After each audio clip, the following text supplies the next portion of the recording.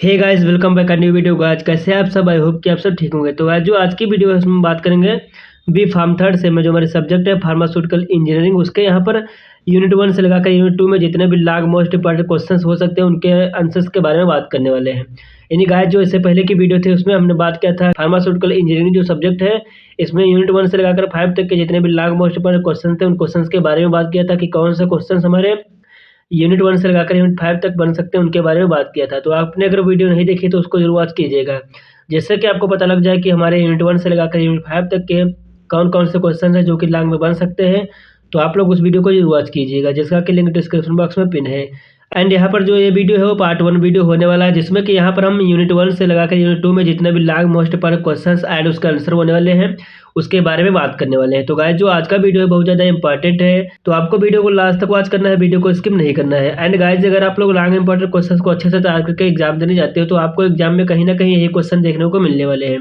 And guys, जिससे पहले की जो हमारी वीडियो थी उसमें हमने प्रीवियस ईयर के क्वेश्चन पेपर जो थे इंजीनियरिंग के कि 2018-19 का हो गया, 2019-20 का हो गया, 2020-21 का होगा, 2022-23 का हो गया, तो इन सभी पेपर्स के सॉल्यूशन के बारे में बात किया था। तो अगर आपने वो वीडियो नहीं देखी तो उसका भी लिंक डिस्क्रिप्शन बॉक्स में पिन है, वहाँ से आप उसे देख सकते हैं। एंड गाइस, आप लोगों से एक रिक्वेस्ट है कि आप लोग अगर हमारे यूट्यूब चैनल पर नए हो तो हमारे चैनल को सब्सक्राइब कीजिए एंड बेल आइकन को भी प्रेस कीजिए, ताकि बी फार्म थर्ड सेम से रिलेटेड हर एक वीडियो आप तक बहुत जल्दी पहुंच सके। गाइस, आप लोग कॉपी और पेन लेके बैठ जाइए, आज का अपना हम वीडियो स्टार्ट करते हैं। तो यहाँ पर हम सबसे पहले यूनिट 1 से स्टार्ट करते हैं। तो यूनिट 1 जो है इसमें हमारे कुछ 5 क्वेश्चंस हो सकते हैं, जैसा कि आप देख सकते हैं यहाँ पर यूनिट 1 से 5 क्वेश्चन है जो कि बहुत ज़्यादा इंपॉर्टेंट है, जिनके की चांसेस है कि 7 या फिर 10 मार्क्स में क्वेश्चन आ सकते हैं। ये ऐसे क्वेश्चन है जो कि हमारे यूनिट 1 से बन सकते हैं, आप लोग देख सकते हैं। यहाँ पर यूनिट 2 के बारे में बात करें तो यूनिट 2 जो है इसमें हमारे 5 क्वेश्चन कुछ इस प्रकार से हैं। ये जो 5 क्वेश्चन है बहुत ज़्यादा मोस्ट इंपॉर्टेंट क्वेश्चन है, जो कि सिलेक्टेड क्वेश्चन है या कि इन्हें प्रीवियस ईयर क्वेश्चन पेपर के बेसिस पे तैयार किया गया है। तो आप लोग इन क्वेश्चन को बहुत अच्छे से तैयार करके एग्जाम देने जाना है। तो इस वीडियो में हम इन क्वेश्चंस के एक्सप्लेनेशन के बारे में बात करने वाले हैं। तो यहाँ पर सबसे पहले हम अपनी यूनिट 1 से स्टार्ट करते हैं। तो यूनिट 1 में जो हमारा क्वेश्चन नंबर 1 है उसमें पूछा है explain the construction working and principle of simple and differential manometer. यानी सिंपल एंड डिफरेंशियल मैनोमीटर का आपको यहाँ पर कंस्ट्रक्शन देना है, उसकी वर्किंग एंड उसका प्रिंसिपल क्या होता है उसके बारे में लिखना है एंड उसका डायग्राम वगैरह भी बना के आपको डिटेल में लिख देना है। तो यहाँ पर सिंपल एंड डिफरेंशियल मैनोमीटर जो है ये दो हमारी यूनिट 1 से बहुत ज़्यादा इंपॉर्टेंट टॉपिक है। इन टॉपिक को आपको बहुत अच्छे से करके एग्जाम देने जाना है। इनके चांसेस है कि आपको 100% एग्जाम में देखने को मिलेंगे। एंड ये जो क्वेश्चन है या फिर 7 या फिर 10 मार्क्स में क्वेश्चन आता है, तो आपको बहुत अच्छे से करके इस क्वेश्चन को एग्जाम देने जाना है। तो यहाँ पर सबसे पहले आपको सिंपल मैनोमीटर जो है उसकी हेडिंग डालनी है, देन यहाँ पर प्रिंसिपल उसका डालना है।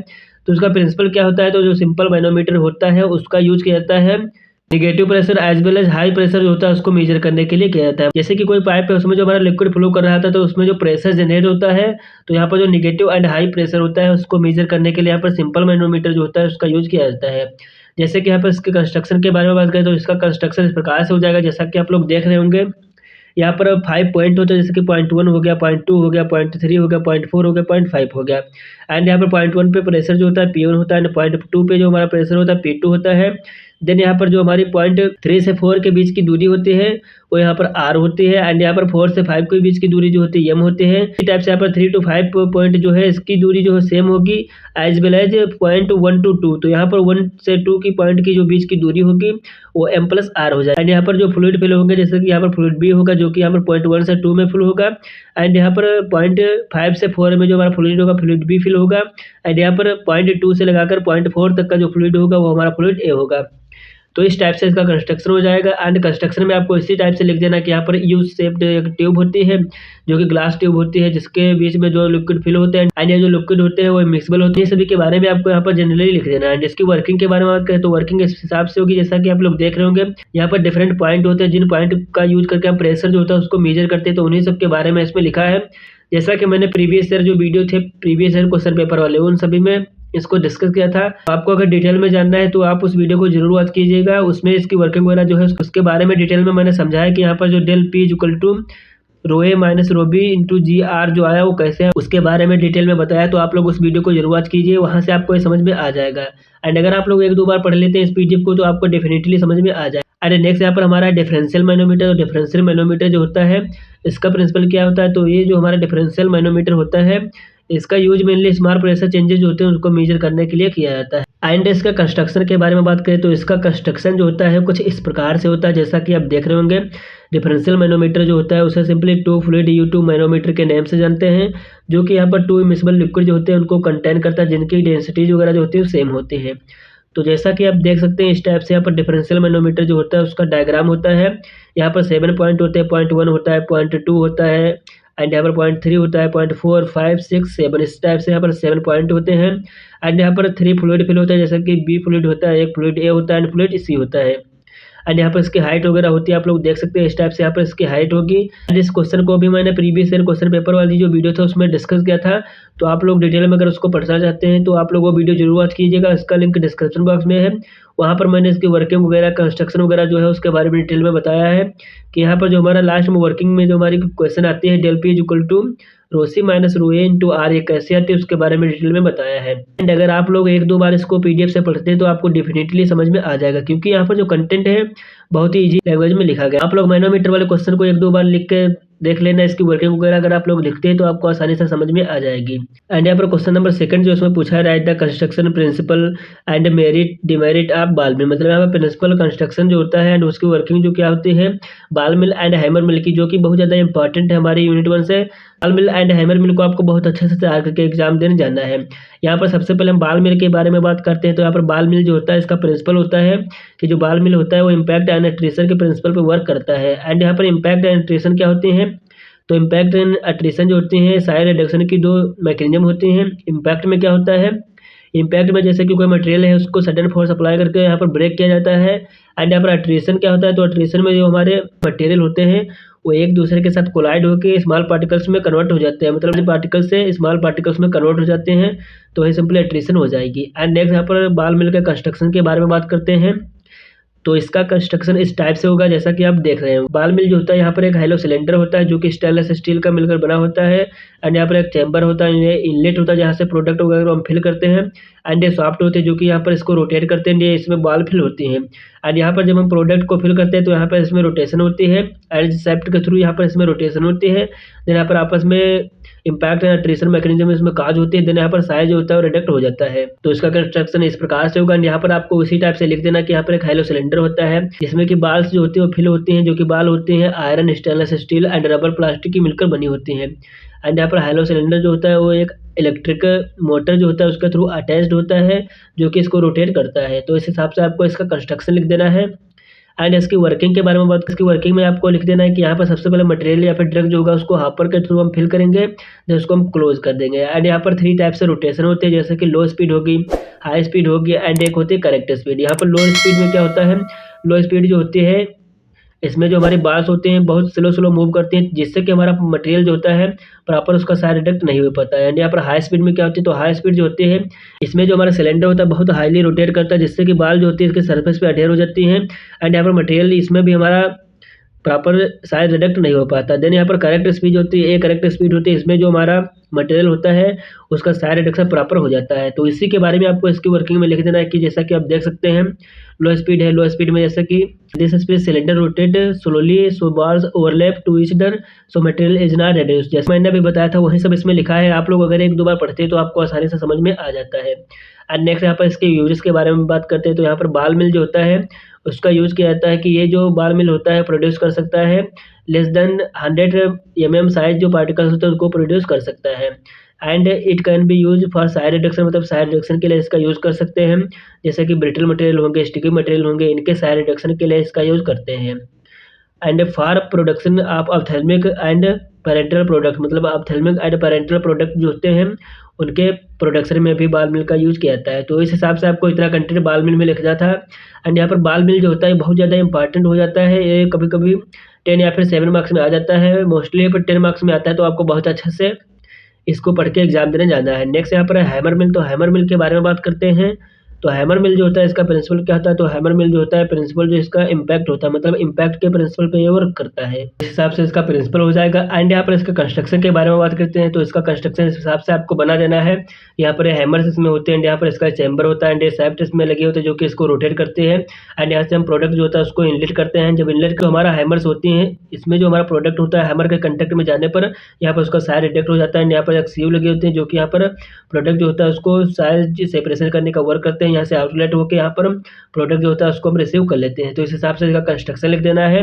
एंड इसी टाइप से आपको यहाँ पर इसका कंस्ट्रक्शन जो है आपको लिख देना है कि यहाँ पर हैमर मिल जो होता है उसका चैम्बर वगैरह जो होते हैं वो सब स्टेनलेस स्टील से मिलकर बने होते हैं। एंड यहाँ पर एक शाफ्ट लगी होती है जो कि इलेक्ट्रिक मोटर जो होता है उससे कनेक्ट होती है, जो कि उसको रोटेट करती है फ्रॉम द रेंजिंग 2000 से 5000 आरपीएम जो होती है इस रोटेशन पर इसको रोटेट करते हैं। एंड यहाँ पर हापर जो होता है उससे मटेरियल वगैरह को टॉप से फिल कर, तो इस हिसाब से आपको इसका कंस्ट्रक्शन के बारे में लिख देना है।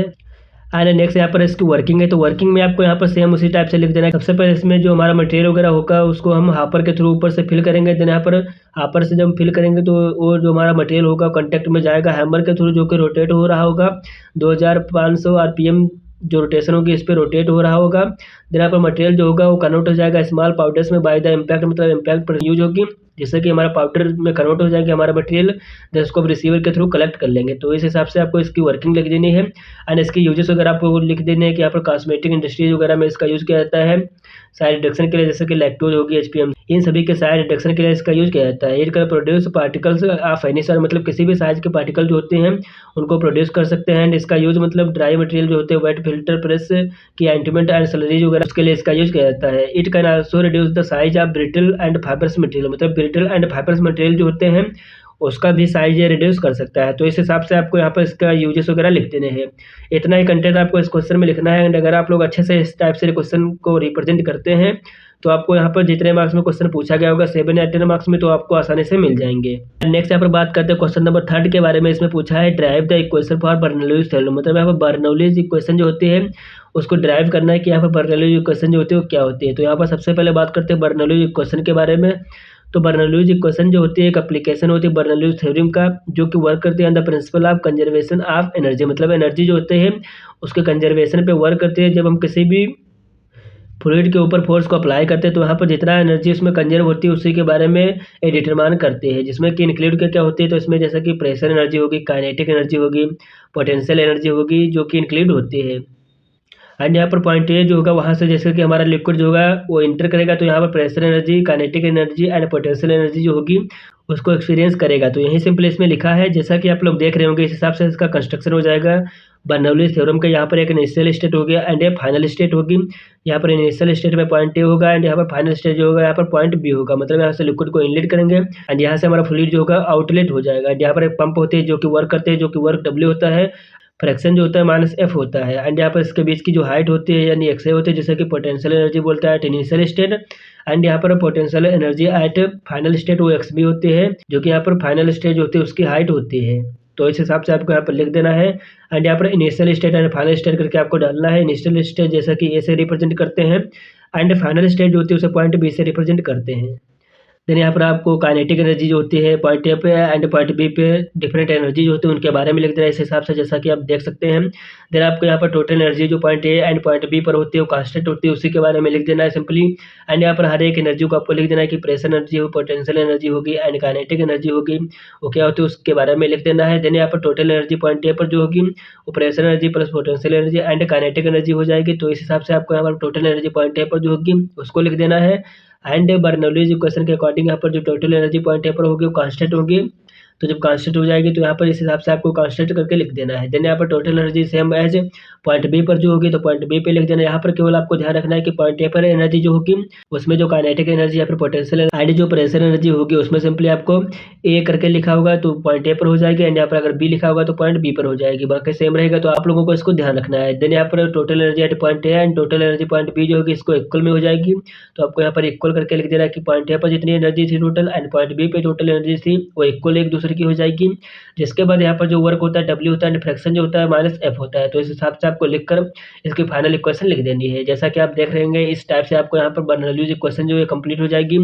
यही मेन इक्वेशन होते हैं, इसको आपको बहुत अच्छे से लर्न कर लेना है। एक दो बार अगर आप लोग इसको लिखते हैं या फिर प्रीवियस वाली वीडियो को देखते हैं तो उसमें मैंने अच्छे से डिस्कस किया था इसको, तो आप लोगों को आसानी से समझ में आ जाएगी। नेक्स्ट यहाँ पर क्वेश्चन नंबर 4 जो इसमें पूछा है write the construction and working of orifice and rotameter. यहाँ पर आपको ओरिफिस मीटर एंड रोटामीटर जो होता है उसका कंस्ट्रक्शन और उसकी वर्किंग के बारे में डिटेल में लिखना है। यहाँ पर ओरिफिस मीटर और रोटामीटर है जो बहुत ज़्यादा इंपॉर्टेंट है हमारे फ्लो ऑफ फ्लूइड से, तो आपको बहुत अच्छे से इसको पढ़ के जाना है। यहाँ पर ओरिफिस मीटर के प्रिंसिपल पे आपको सिंपली लिख देना है कि it basically works on the principle of Bernoulli's theorem, मतलब बर्नौलीज थ्योरम जो होती है उसी के प्रिंसिपल पे वर्क करती है।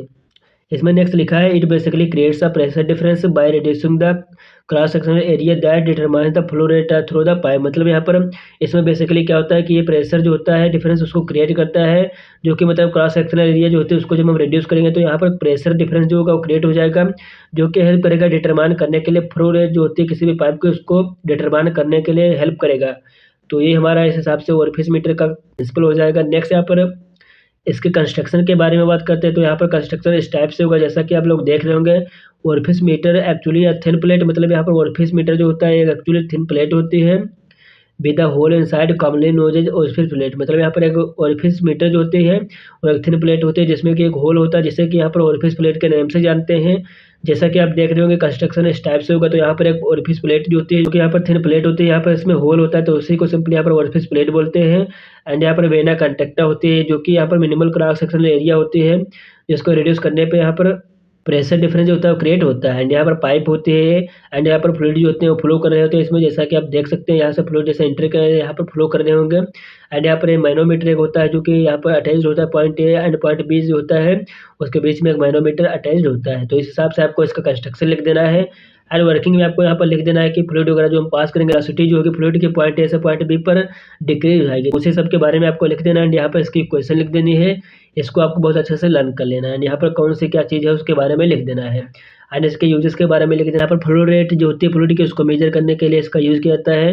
एंड यहाँ पर प्रेशर डिफरेंस वगैरह से फ्लूइड के उसको मेजर करने में इसका यूज़ किया जाता है। एंड यहाँ पर इस हिसाब से आपको यहाँ पर एडवांटेज एंड डिसएडवांटेज लिख देने हैं। तो इस हिसाब से हमारा ओरिफिस मीटर कंप्लीट होता है।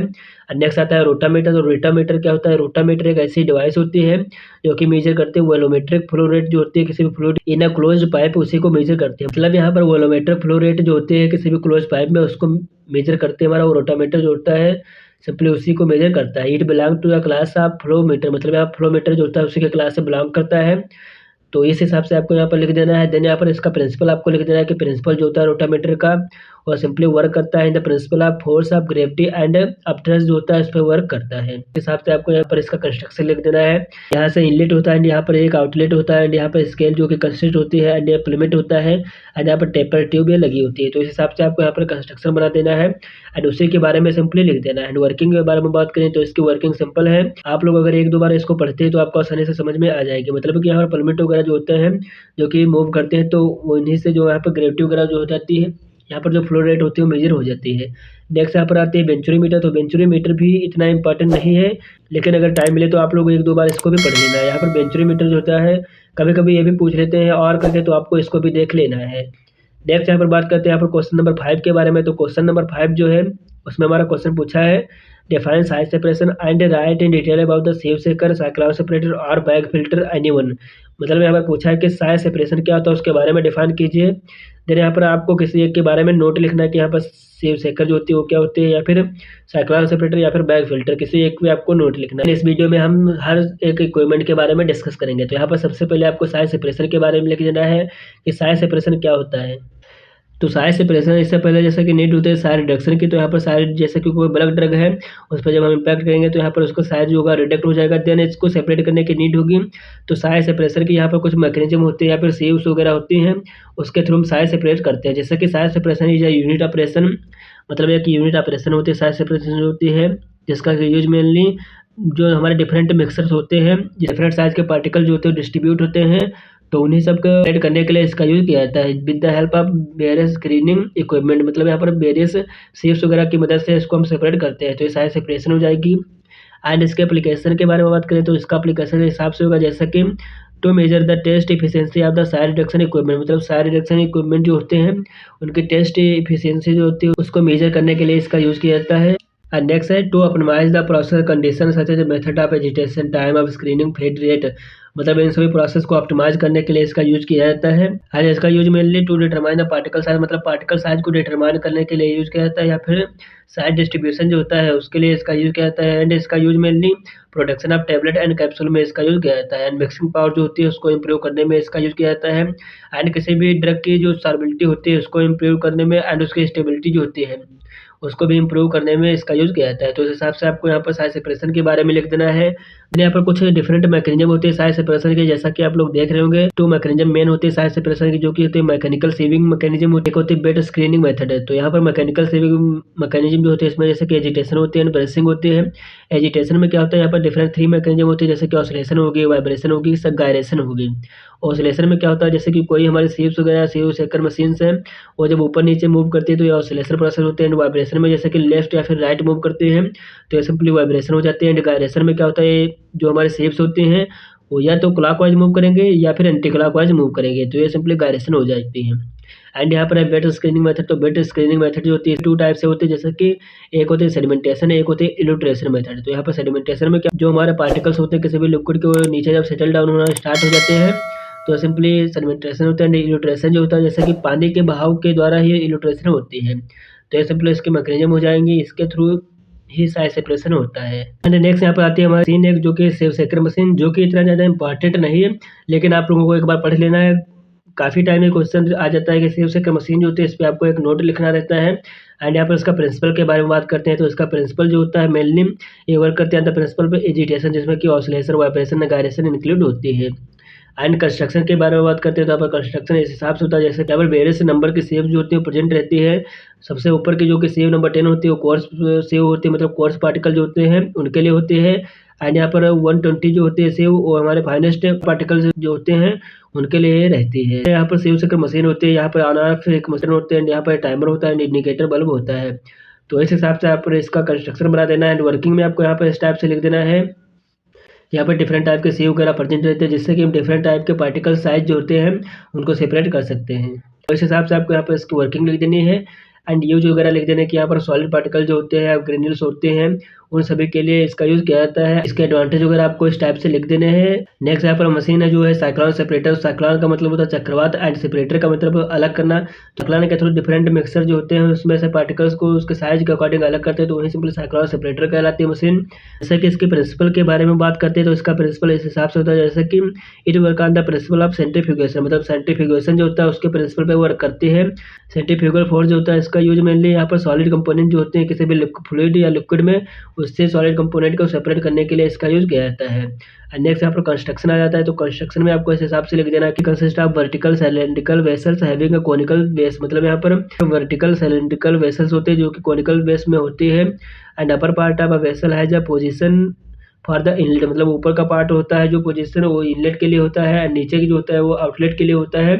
जैसा कि आप देख रहे होंगे इस हिसाब से आपको यहाँ पर इसका कंस्ट्रक्शन बना देना है। देन यहाँ पर साइक्लोन बॉडी होती है, जहाँ से सॉलिड एयर जो होती है उसको इनलेट करते हैं। पर साइक्लोन का जो होता है, यहाँ पर जो फाइनेस्ट पार्टिकल या फिर लिक्विड ड्रॉपलेट्स होते हैं वो सब यहाँ से आउटलेट हो जाते हैं। देन यहाँ पर जो हमारा सॉलिड पार्टिकल्स होते हैं, हैवी मटेरियल्स, वो यहाँ से सेपरेट होकर हमें अपटेन, वो यहाँ से अपटेन हो जाते हैं। तो इस हिसाब से आपको यहाँ पर इसका कंस्ट्रक्शन लिख देना है। एंड वर्किंग में आपको यहाँ पर लिख देना है, जैसा कि मैंने बताया उसी टाइप से आपको यहाँ पर अभी लिख देना है कि यहाँ पर साइक्लोन क्रिएट होता है, जिसके थ्रू यहाँ पर स्मॉल पार्टिकल जो होते हैं वो गैस के थ्रू रिमूव हो जाते हैं। एंड यहाँ पर हैवी सॉलिड पार्टिकल्स या मटेरियल जो होते हैं वो नीचे सेटल डाउन हो जाते हैं, हम उसको अपटेन कर लेते हैं।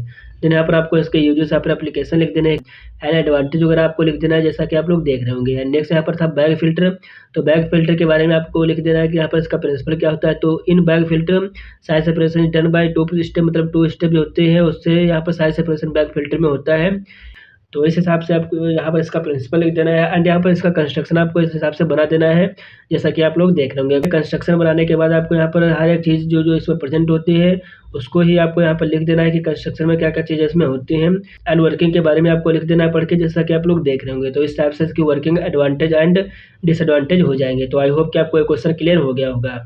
एंड गाइस, अगर आप लोगों को समझ में नहीं आता है तो आप लोग इसकी पीडीएफ नोट से पढ़ सकते हैं, जिसका कि लिंक डिस्क्रिप्शन बॉक्स में पिन है, वहां से जाकर आप इसकी पीडीएफ को डाउनलोड कर सकते हैं। आपने अभी तक हमारे चैनल को सब्सक्राइब नहीं किया है तो उसको सब्सक्राइब जरूर कर लीजिए एंड बेल आइकन को भी प्रेस कर लीजिए। तो नेक्स्ट यहाँ पर हम अपनी यूनिट 2 के बारे में बात करते हैं। तो यूनिट 2 से भी 5 क्वेश्चन थे जो कि बहुत ज़्यादा इंपॉर्टेंट क्वेश्चन थे।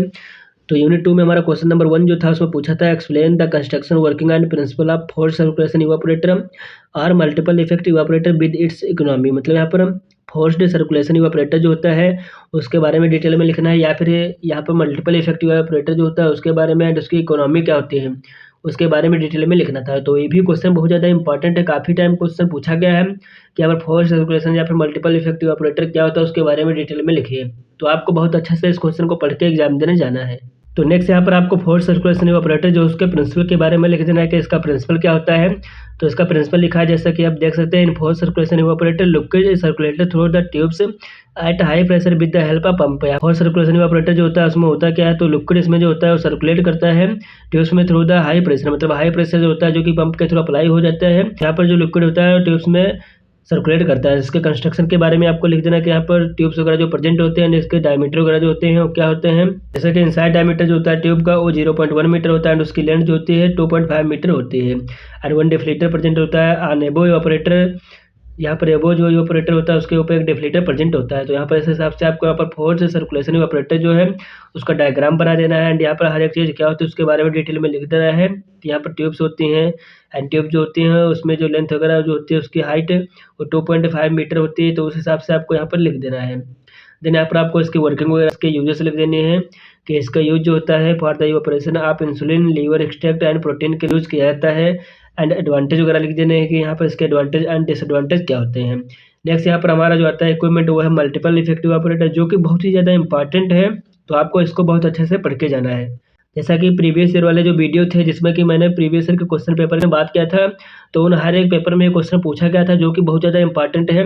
तो आपको बहुत अच्छे से इसको अगर समझना है तो आप लोग प्रीवियस ईयर वाले वीडियो देखिए, उसमें मैंने इसके डिटेल में बताया कि यहाँ पर इसके प्रिंसिपल वगैरह जो होते हैं वो क्या होते हैं एंड इसका कंस्ट्रक्शन वगैरह डिटेल में बताया। तो आप लोग वो वीडियो देख सकते हैं। इसका कंस्ट्रक्शन यहाँ पर मेनली हम बात करते हैं, तो इसका डायग्राम कुछ इस प्रकार से होता है जैसा कि आप लोग देख रहे होंगे। तो इसका कंस्ट्रक्शन इस प्रकार से होता है जैसा कि आप लोग देख रहे होंगे। यहाँ पर स्टीम जो होती है उसको अप्लाई करते हैं, यहाँ से कंडेंसेट करते हैं एंड यहाँ पर 3 टाइप के डिफरेंट ऑपरेटर होते हैं, इसलिए इसे सिंपली मल्टीपल इफेक्टिव ऑपरेटर या फिर ट्रिपल इफेक्टिव ऑपरेटर के नाम से जानते हैं। यहाँ से नेक्स्ट यहाँ पर वेपर रिमूव जाते हैं एंड यहाँ से कंसनट्रेटेड प्रोडक्ट जो होता है वो ऑब्टेन हो जाता है। एंड यहाँ पर जो ऑपरेटर होते हैं इनकी वर्किंग वगैरह के बारे में लिख देना है कि यहाँ पर फॉरवर्ड होती है, बैकवर्ड स्पीड होती है, पैरेलल स्पीड होती है।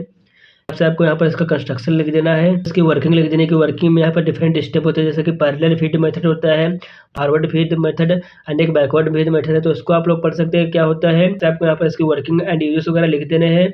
जो प्रीवियस ईयर क्वेश्चन पेपर वाली वीडियो थे उसमें हमने इस सभी के बारे में डिटेल में बात किया था, तो आप लोग उसको अगर देख लेते हैं तो आपको समझ में आ जाएगा। नेक्स्ट यहाँ पर इसकी इकोनॉमी, तो इकोनॉमी में आपको यहाँ पर सिंपली लिख देना है कि जो हमारा ट्रिपल इफेक्टिव ऑपरेटर है टाइम इफेक्टिव है सिंगल इफेक्टिव ऑपरेटर से, उसके बारे में इसमें सिंपली लिख देना है।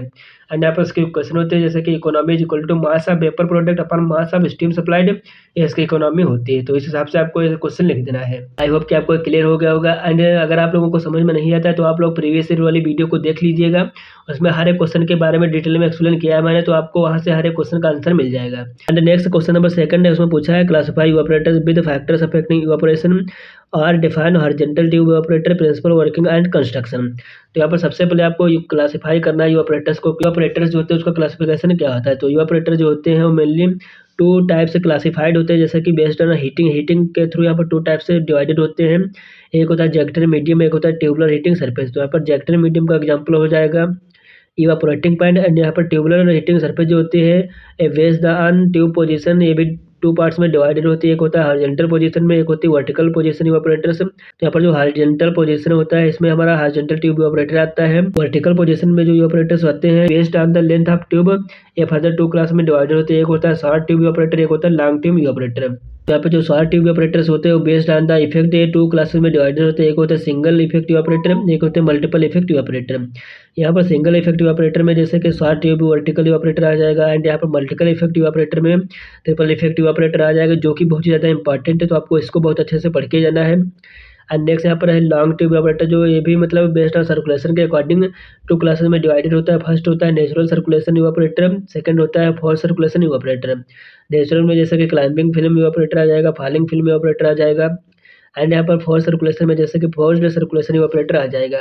तो इस हिसाब से आपको यहाँ पर इवेपोरेटर जो होते हैं उसका क्लासिफिकेशन लिख देना है। देन आता है नेक्स्ट फैक्टर इन्फ्लुएंसिंग इवेपोरेशन, मतलब इवेपोरेशन जो होते हैं उसके फैक्टर्स क्या होते हैं उसके बारे में लिखना है। तो यहाँ पर वेरियस फैक्टर होते हैं जैसे कि टेम्परेचर होगी, सरफेस एरिया होगी, विंड स्पीड होगी, ह्यूमिडिटी होगी, वेपर प्रेशर होगी।